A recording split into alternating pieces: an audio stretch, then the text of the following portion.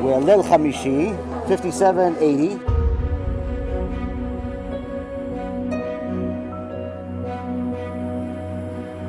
Signature of the Chatan. All right, you have to sign.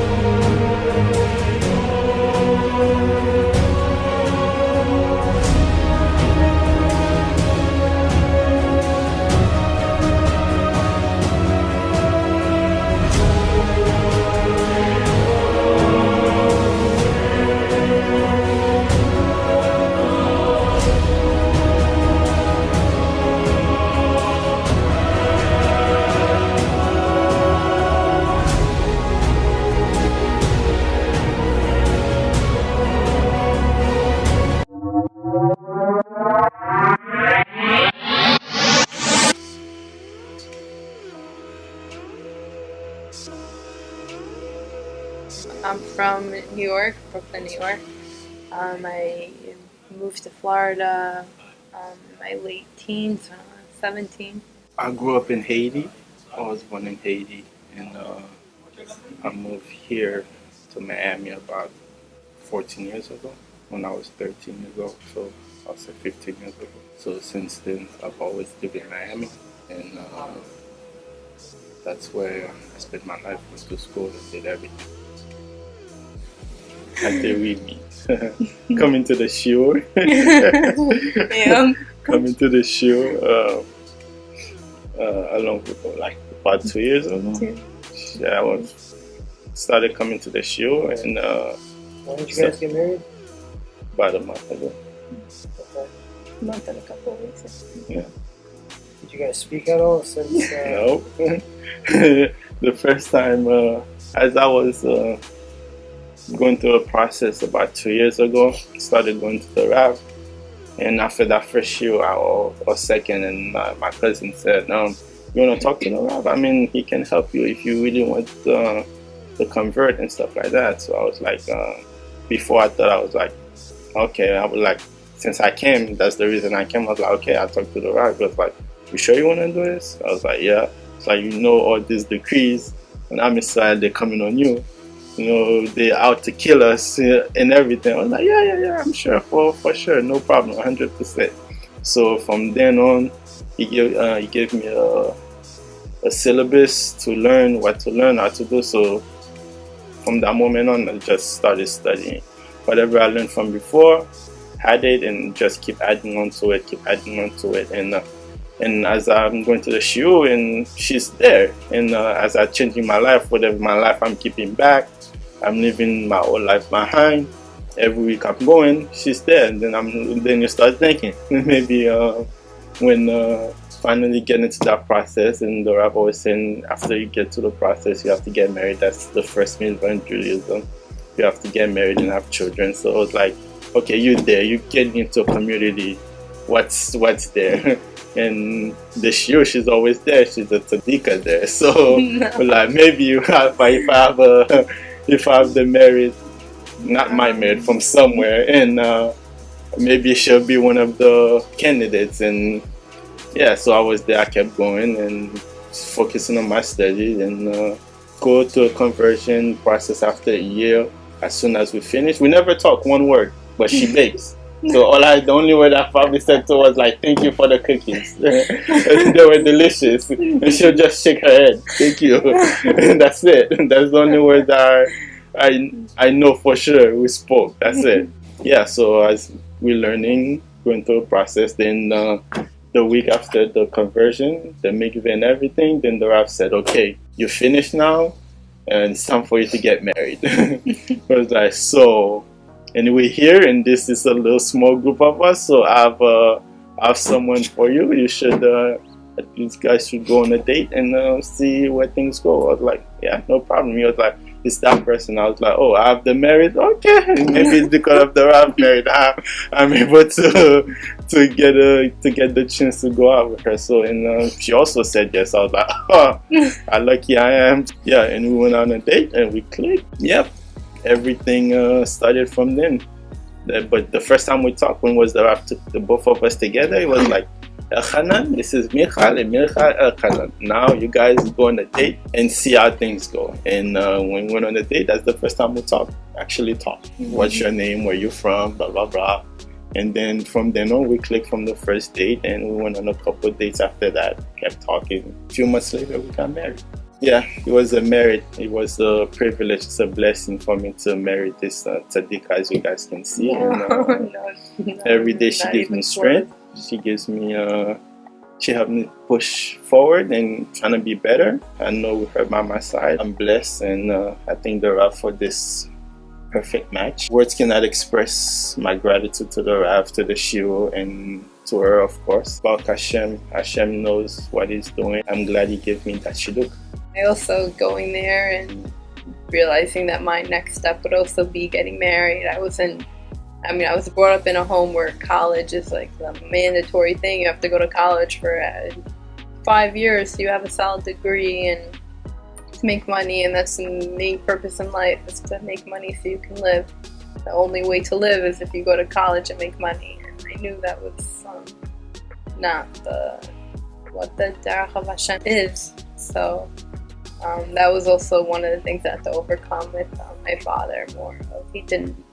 He told me I would basically end up homeless if I don't go to college. Speaking with the Rav about it, I end up working for him and leaving my job because I was looking for more meaningful work, and marriage was the next step for me, and going to the shiurs for 2 years and seeing him there, and he was always there every single time.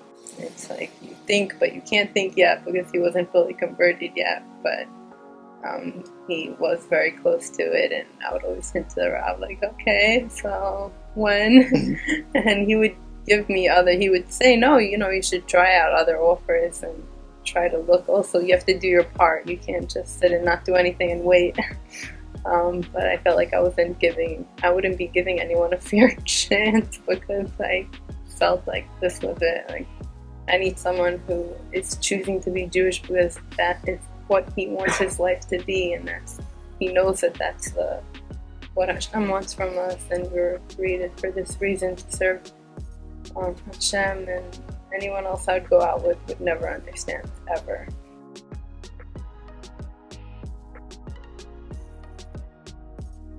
Yes, 100%. Like I said, Satika. 100% felt it in the room every single time. Not I so try to much. stay focused. Yeah, if anything, I was the crazy one. Keep on looking over, but he was always staring at the Rab's face. That was my distraction. I had to say, I was like, that's not the mission right now. The mission is to finish. Yeah. Looking at the finish line can be distracted, and it was a distraction. But you put your eyes on the finish line, which was being part of the special people, Hashem's people, and that was the goal, that was the mission, and I wanted to focus on that before anything. I let my mind take anything. I needed my mind to be pure and making sure that I'm coming in and knowing that I'm there to serve Hashem, and everything that comes afterwards, it's because I'm part of Hashem's people. So yeah, I like I said, I had the idea, there was the prospect, but the main goal was to be part of Am Israel, and after that, then everything else will come. So in Baruch Hashem, I stayed the path, and I completed it, and Hashem gave me the prize. At the end of the day, everything worked out. It's a long story. A little bit of background. Obviously, I'm a convert. Of course, I grew up in Christianity. Even growing up, I was just always that kid who was just for doing things because your parents told you to. I went to church. I can't believe it, but because your parents told you how to, you were a kid, and you went there just to play with friends. Was never really focused. So Baruch Hashem, I never was deep involved into Christianity because something was never right. So I was just there just because. When I moved here, I went to school like a regular kid, did what my parents said, went to church whenever I could, and as I started getting older, I was able to make those decisions and not go every time. So that was good, and because of that, I was able to have my a free choice, as you would say, to choose and find different things. So as I grew up after high school, I started learning about Judaism through one of my cousins. He was always searching, and he found about Judaism, and from then on, we started studying, and I caught up in the middle.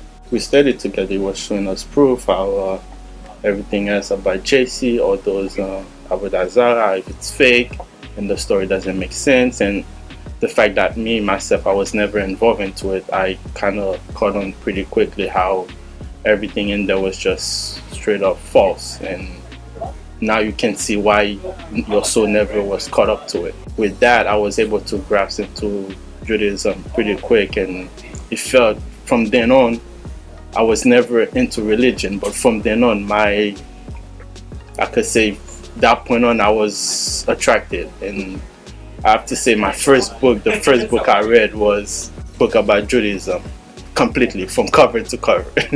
That was the starting point, and I started watching Shurim online.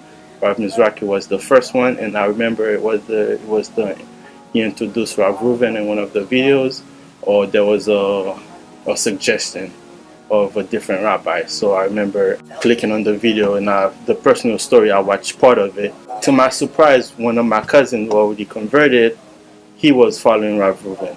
And one day, coincidentally, we went to that cousin of mine that brought us into Judaism, and Betzalel, which already did his conversion, also came by. So it was me and my brother, my cousin Betzalel, and his older brother, and we were just talking, and he happened to say a story about Rav Reuven, how his rabbi went through a lot of hardship and how he overcame it, and now he's better for it, and he's just the Torah he's learning from him is unbelievable. I was like, wow. I remember hearing that story. I was like, I thought this rabbi was in New York. So I was like, okay. I was like, oh, interesting. Then that day we talked, then we left, we went our own ways. And probably a few days later, I clicked on one of the Rav Reuven videos, and I was listening, and I heard Betzalel's voice. I was like, wait, what? He's here in Miami? And I replayed it. I was like, I know that voice. It's familiar. I replayed it. I went to my brother. I was like, do you think that's Betzalel? He was like, yeah, I think so. I was like, okay, let's see where the address is. And I listened to the rest of the shiur. Then the next time there was a shiur, I went to it. I just walked in. I was like, decided that day, I'm just gonna get up and make sure I make it to that shiur, because before we knew about Judaism, but we weren't really taking that step until one day I remember I was watching one of our Mizrahi shiur. You said, like, even though you think you're doing whatever you're doing, if you really want to do it, you're gonna take that extra step and do what you need to do. So that's what I did that day. I went to Rabino Reuven shiur, and my life changed from then on. And I could say it's the best decision I made in my life, the first decision. And about HaShem now, I'm a convert, trying to do my best each and every day to live according to the Torah. I found out about Rabbi Reuven through a friend's cousin who sent me a flyer to go attend some rabbi's shiur, and I recently got back from my Israel trip, a year there in seminary, and I was looking for something more. I felt like I was in seminary, I didn't belong there. It was everyone trying to fit you into a cookie cutter kind of place, and I was looking for more of like the passion in Judaism and finding out why you're doing everything, because most people look at it as something traditional and you're just keeping everything, and there's no why you're doing it. It's more like, okay, the whole religion is just following certain traditions, and I knew there was something more. So I was open to learning more, and I wanted more opportunities to go to different classes, and I went to this class, and my friend's cousin didn't even end up coming. I just went alone, and that was my first time going, and I became addicted to them. And I haven't, maybe only twice in the past 3 years since I started going, to miss one. I can never miss one for anything, and it changed my life completely, and it gave me a whole new view on Judaism. I didn't realize that I wasn't even, compared to how I was before, I felt like I wasn't even Jewish. It was just keeping certain little traditions, but there was no knowing why you were doing it. It was just following it because that's what your family told you to do. And okay, every Friday night you say Kiddush and that's it, and there was no passion in it. To say the least, I can't remember myself before these lectures. I can, but I don't want to. So, because that's how much the difference been. And from those moments on, whatever he was saying caught up to me, and I wasn't never ever that person who will just. Of course, you heard, then you take some time for it to sink in, but right away I felt that, okay, that's something I needed to do. Whatever he was saying, there were proofs, and at the end of the day, the Torah said it. And whether it's the way you behave, how you dress, how you speak, whatever it is, it's according to the Torah. So at first sight, it caught on to me, and it was the truth. So those things I took to heart. Whatever it could have been difficult, at the end of the day, I tried to do it the best that I could. And you can fail, but still try again and make sure you do it the best that you can. And those teaching, I have to say, my character has changed tremendously. I was never a wild person, but this pretty much just kind of keep me on the path and just give me a direction, in the right direction, to have a purpose in life. We never finish with our purpose until we die, like the Rabbi always says. So each and every day, whatever shiurim I listen to, I try to take something from there. I always take something from there and apply it to my life, trying to be better. Whether it's hard, difficult, of course you still have a Yetzirah, but still, you just apply it, do it. If you fail, try again tomorrow, because that's the whole purpose. I can't thank him enough for everything he's done, and I thank HaShem every day that I found him. One of the best ones that's doing it in this generation, and I think without his teaching, how he's saying it, with the passion that he has for it, I don't think anything else will really cut into my soul the way it does. Those teaching are what made me what I am today, and it's me trying to be a better person and trying to do the will of HaShem. I mean, it's just unbelievable what the word of Torah can do, and the way he said it, it's nothing better than that. Before I started attending Rabino Reuven shiurs, I thought I was doing everything perfectly. I thought I was keeping Judaism exactly how it's meant to be. I wore my skirt that covered my knees, dressed what I thought was modest. I kept Shabbat. I thought I was keeping everything perfectly, and then the first shiur I went to, I realized that I'm not keeping anything, even though I was, because there was no heart in it. Judaism is your life. It was just something that you did in your life, but it wasn't really your everything. It wasn't your purpose. It was just something you did on the side. Yeah, so when I heard him talk about modesty and saying how you're supposed to cover your legs completely at 6 inches below the knee, I had no idea. I've been raised in Jewish home that was observant and Orthodox and everything. And I've gone to Jewish schools, and the 6 inches below the knee I never even heard of that's the lowest.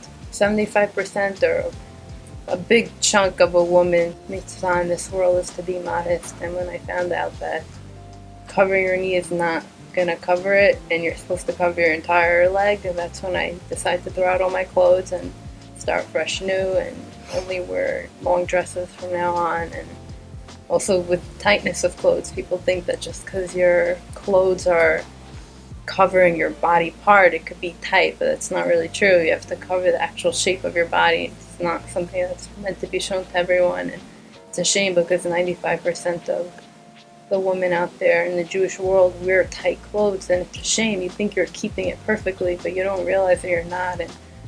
And nothing that's worth it comes easy. So not me myself, but seeing someone you love suffer, that's hard in itself. And even before I met the Rav, I mean, it was the beginning of everything. But of course, after starting learning about Judaism, and now you started seeing things in your life the way, because you had to change your whole environment, your way of living. So even family, friends, the people you used to hang out with, you can't really hang out with them.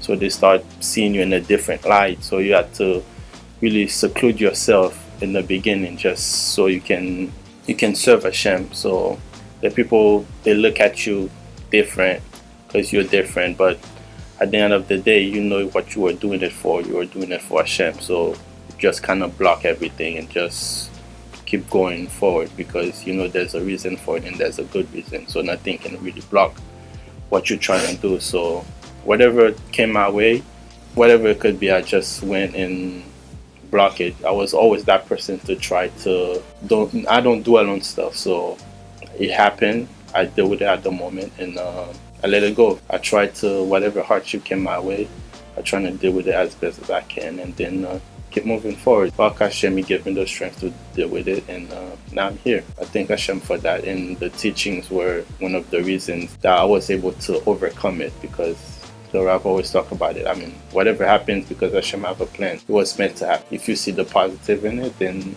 you'll overcome it. Because of those teachings, I was able to overcome them, and Baruch HaShem, now I succeeded in what I wanted to do. So I mean, at the beginning, they were always saying, like, I mean, you can't really be a Jew in this world. It's just like, it doesn't fit you, it doesn't suit you.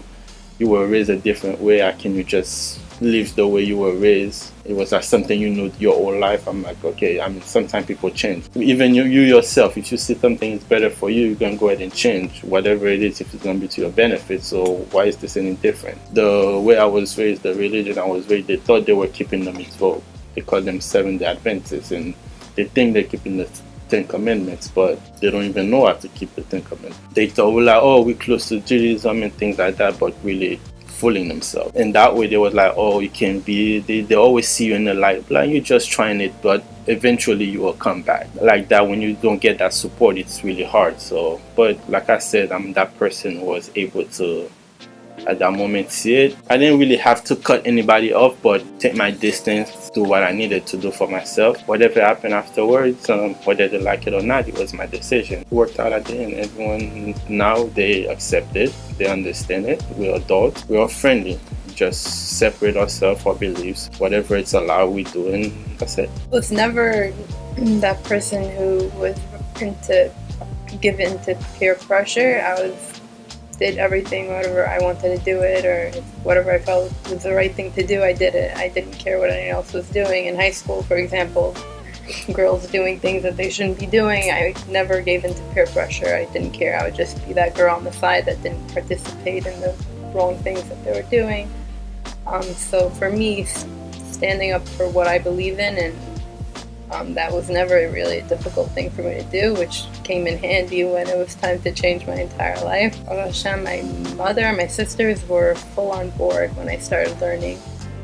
In the beginning, they were a little hesitant because they thought I was being a little bit extreme, going 3 times a night for 3 hours and coming home at 1 o'clock, 2 o'clock in the morning, because I had that much, like, wanting more. It was never enough. Even after 3 hours, I would sit at work all day, 9 to 5 job, and have my headphones in and listen to the whole Musar Pirkei Avot series from the first one until past 100, and all day long from 9 to 5 straight, no breaks, unless I had to charge my phone. That was for the first year and a half. I was fully into watching everything, and it changed my entire life. I think my mother and my sisters were full on board. The rest of my family, not so much. Calling me part of a cult, and you're being too extreme, this is not the religion, he's, no one else is speaking like him, so why are you listening to this one rabbi when 99% of the other rabbis around the world are talking about the opposite thing? And you try to explain to your family, no, they're not providing sources, they're not speaking the truth. You could show people sources, it doesn't mean anything. If somebody wants to believe, they'll believe. If somebody doesn't want to believe, they'll find a million excuses to want to accept it. I lost a few family members because of it. But on top of other family things that happen along the way of getting closer to it, you have more problems come into your life to test to see how strong you're going to stay with it. One of the things I know for sure, I mean, growing up as a person who was in life, I wasn't religious, but one thing in my life that was always close to me was watching TV. When the Rav started talking about how you can be wasting your life watching TV, I had specific things. I like action or sport. I grew up playing sport and things like that, watching basketball and soccer. And when the Rav started talking about it, it was difficult to do, but it was like, little by little, you started cutting it out. But that was one of the difficult things I had to do, was like stop watching TV altogether.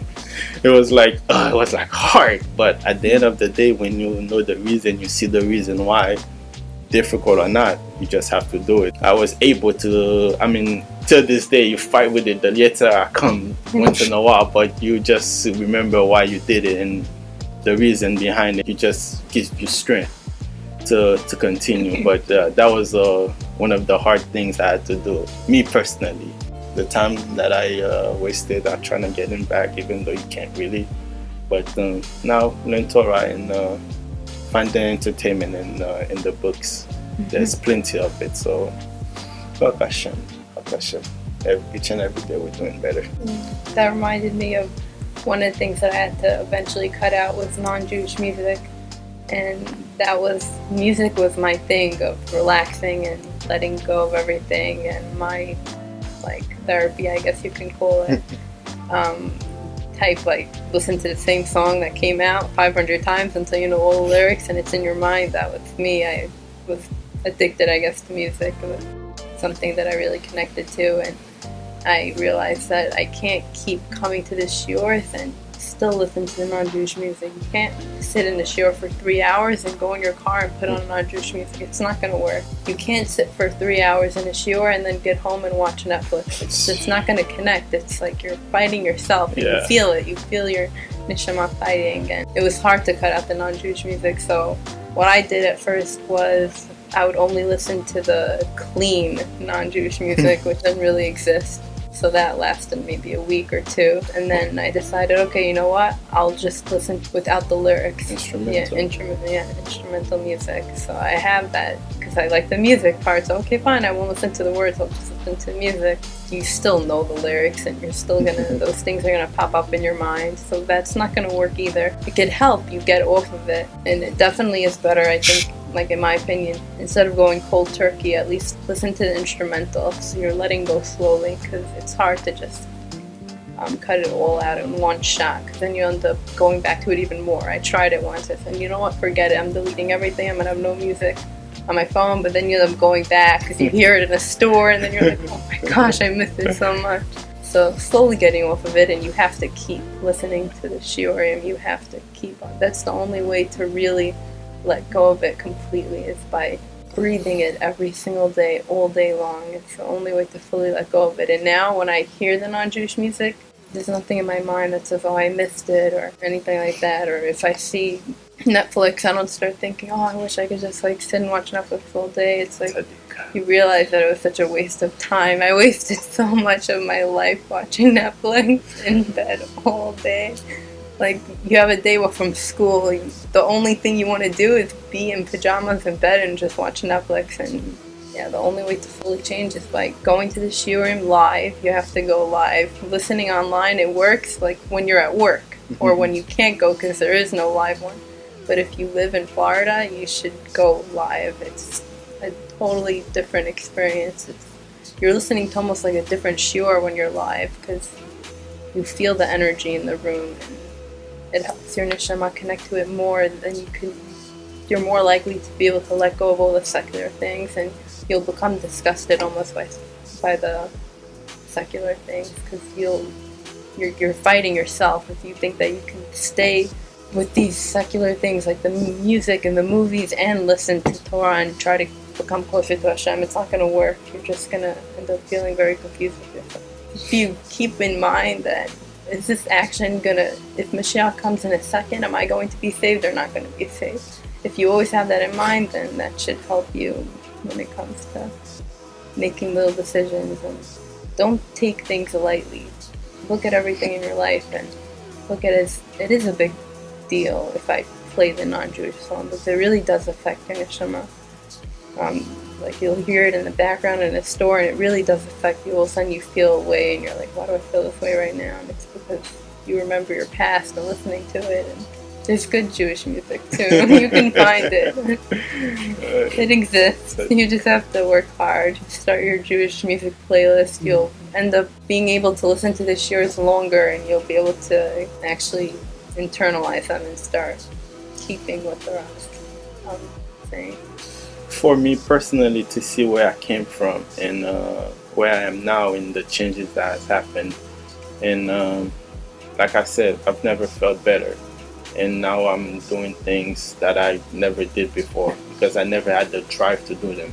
And becoming a Jew and being involved in all this spirituality just gets to me, and everything that I'm hearing that I need to do, I'm doing. And believe me, you doing it is not a burden. It's a blessing. It's a relief. Your soul will finally feel free because it's doing the will of HaShem, because that's our purpose in life. So don't fight it. Don't think anything out there is better. Believe me, I was out there, I had the opportunity to do a lot of things.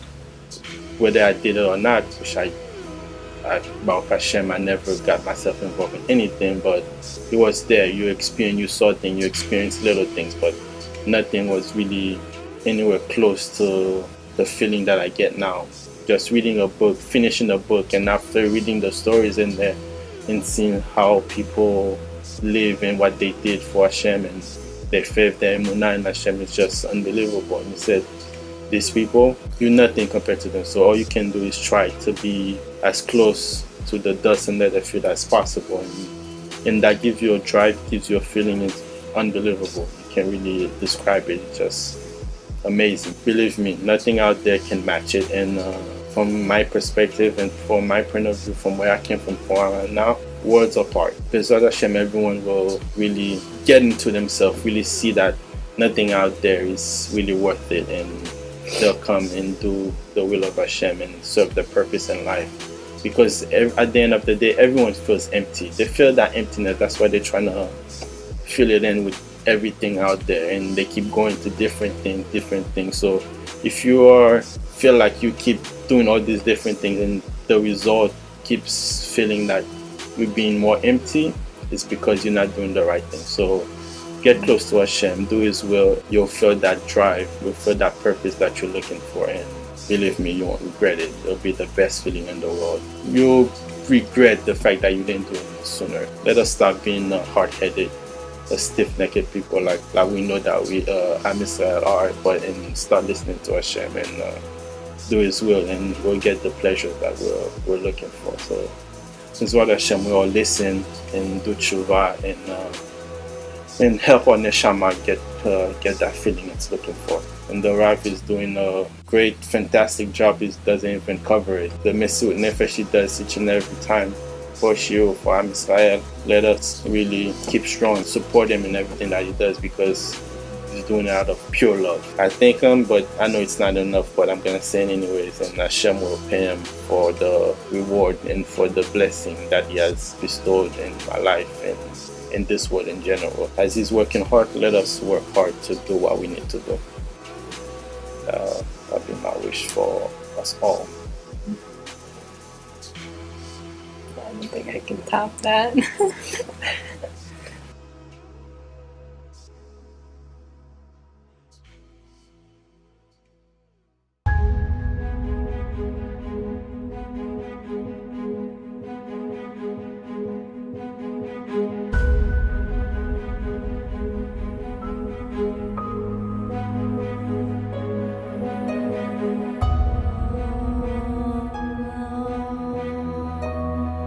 We're Lil Chamishi, 5780.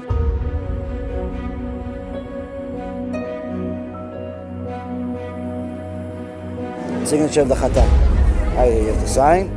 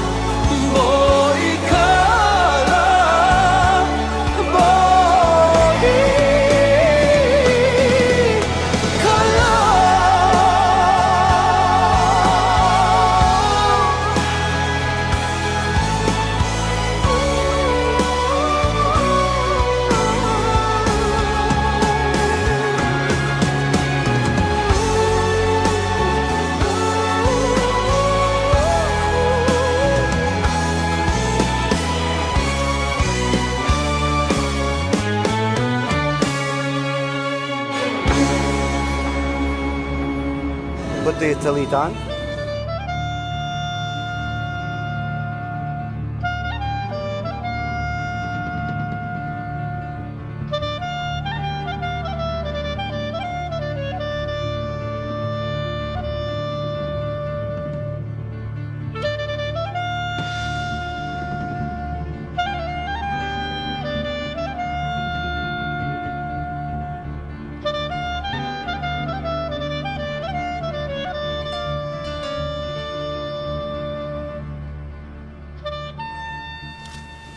this ring. Hedim, you see the ring? See the ring? Where's the other head? Two, 1, 2, okay. Okay. This ring. Your ring? Yes. You bought this ring? Yes. Your money? Yes. You didn't find it? No. Sure? Maybe? It fell from the sky? No. For sure? Your money? Okay, let's see. If it's somebody else's ring, you can. Okay, let's see. Zavri Maranan. Baruch Atah Adonai Eloheinu melech haolam borei pria gefen. Baruch Atah Adonai Eloheinu melech haolam אשר קידשנו מצוותיו וציוונו על האריות ואסר לנו את הארוסות והתיר לנו את הנשואות לנו על ידי חופה בקידושין. ברוך אתה אדוני מקדש עמו ישראל על ידי חופה בקידושין.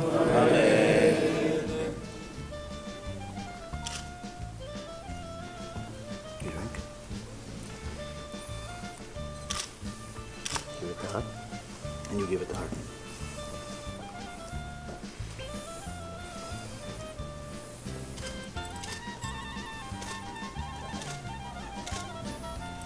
If you drink too much, you get drunk. הריאת מקודשת לי בטבע זו, בטבע זו כדת כדת משה וישראל. סברי מרנן, ברוך אתה אדוני אלוהים מלך העולם, בורא פרי הגפן. ברוך אתה אדוני אלוהינו מלך העולם, שהכל ברא לכבודו.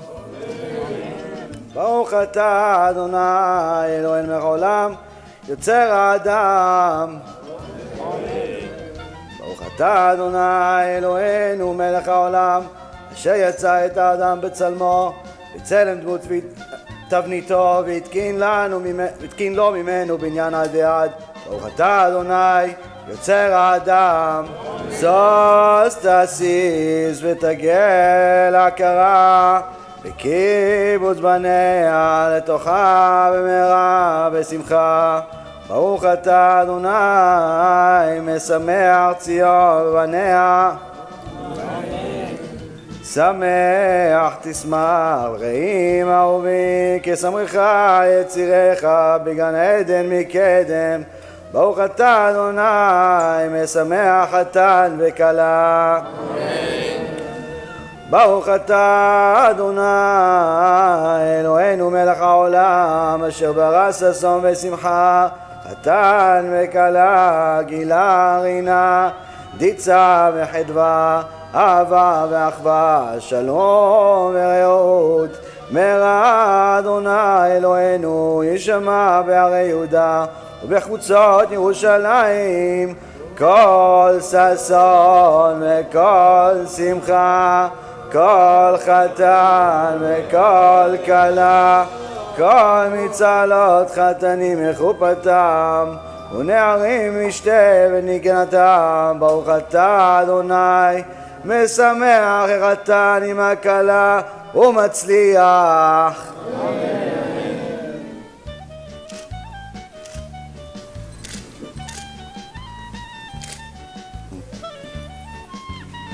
אם אשכחך ירושלים תשכח ימיני, תדבק לשוני דחיקי, אם לא אזכרכי, אם לא אעלה את ירושלים על ראש שמחתי.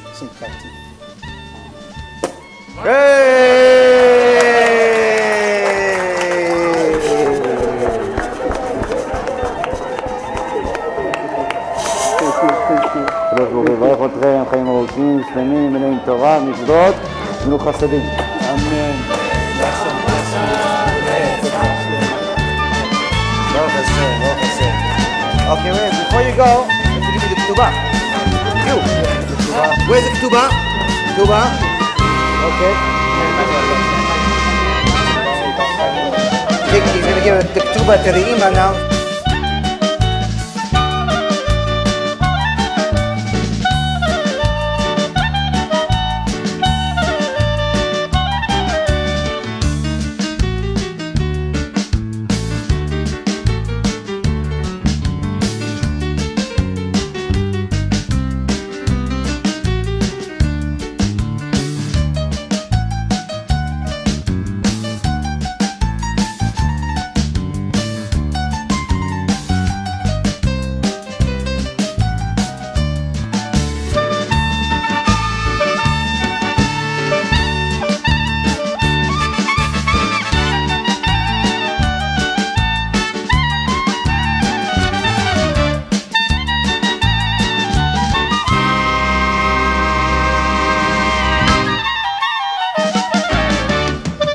Hashem na'aseh v'natzliach.